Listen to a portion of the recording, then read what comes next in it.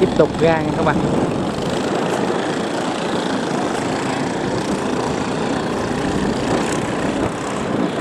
Máy 7 ha. Đó, 5m6 nha. Rồi có thể đi lên này là máy 7 đuôi trước nha các bạn ơi. 7 ngựa ha, 7HP rồi là nó đó.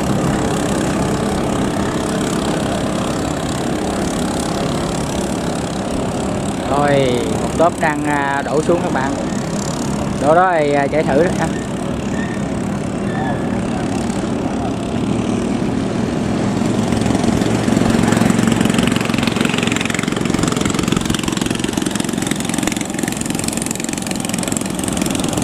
Bốn chiếc luôn.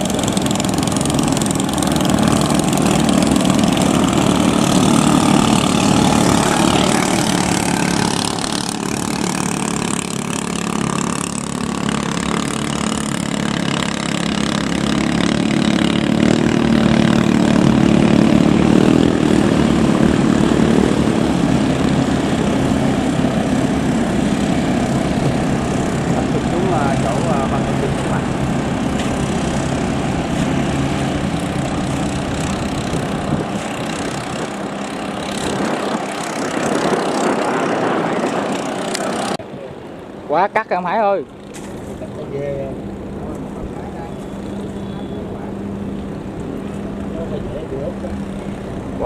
Quá nhõng luôn. Quá các bạn ơi.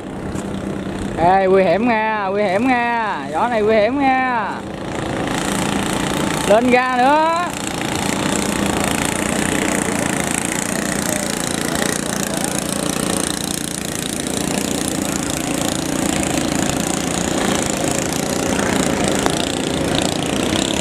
Rồi hai chiếc trên kia đang đua xuống luôn các bạn ơi.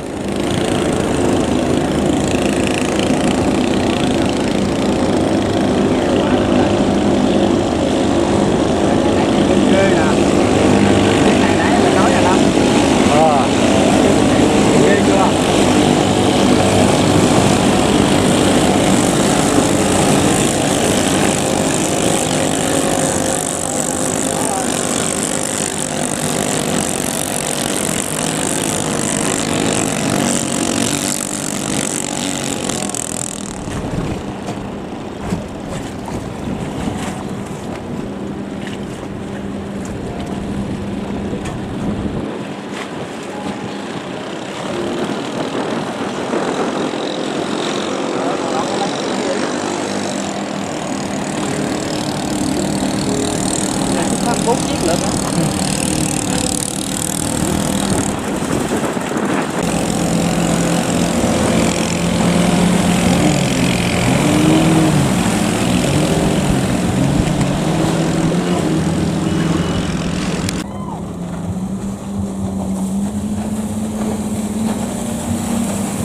Giữ lên.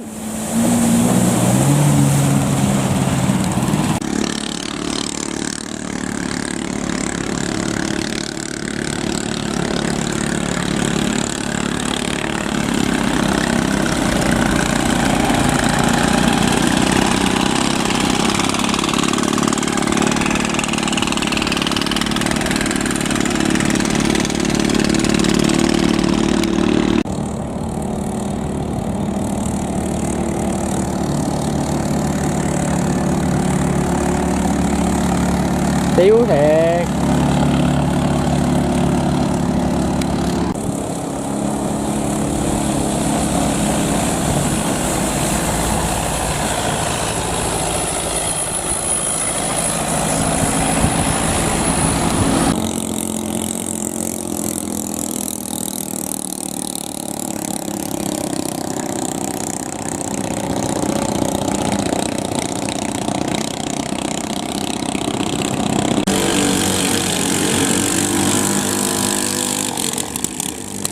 Dẹp luôn.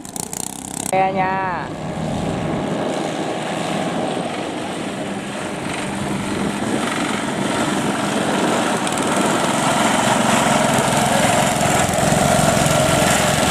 Này chạy mới đã này các bạn.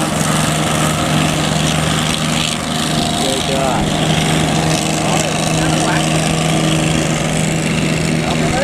Ở trên kia đang đuôi xuống luôn các bạn ơi. vô chết máy nữa trời ơi.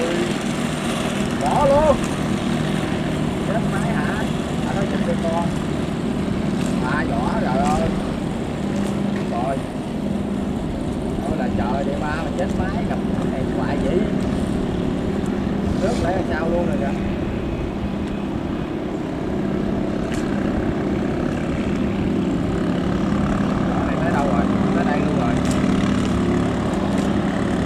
Chiếc lên trước đây nè các bạn ơi.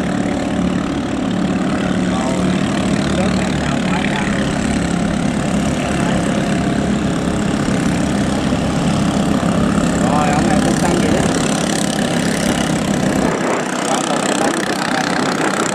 Chiếc về thứ hai các bạn.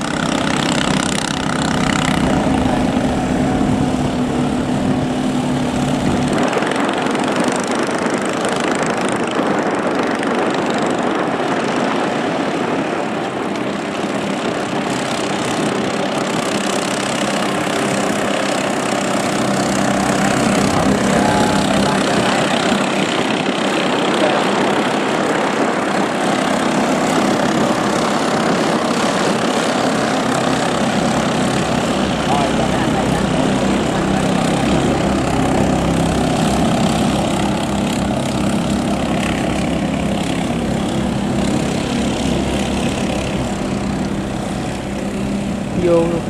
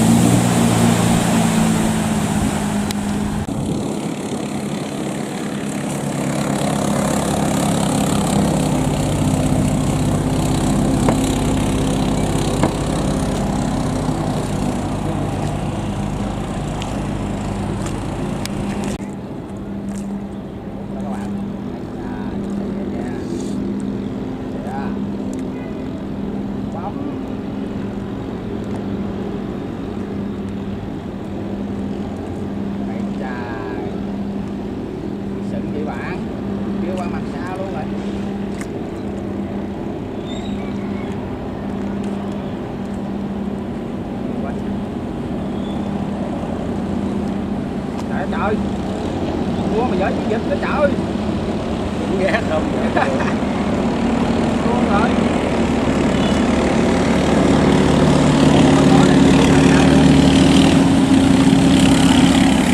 Đi vòng trong cái này đừng hơn. Lúc nào vòng trong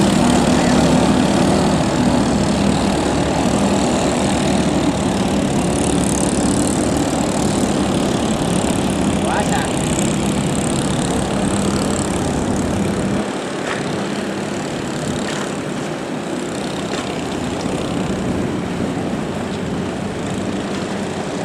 Đó luôn.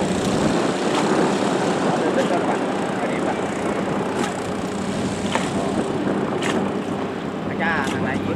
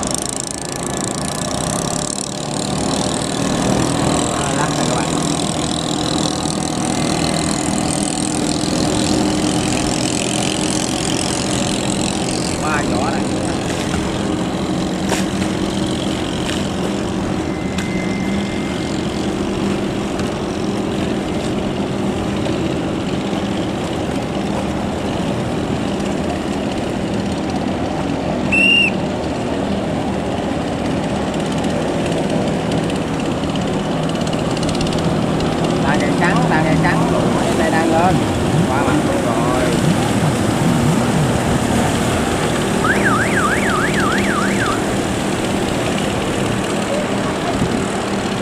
Ngay đường đua của người ta mà đi đâu.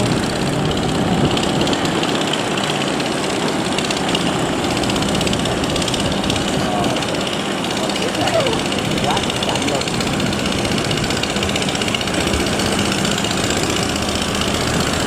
Không đi đâu hết trơn.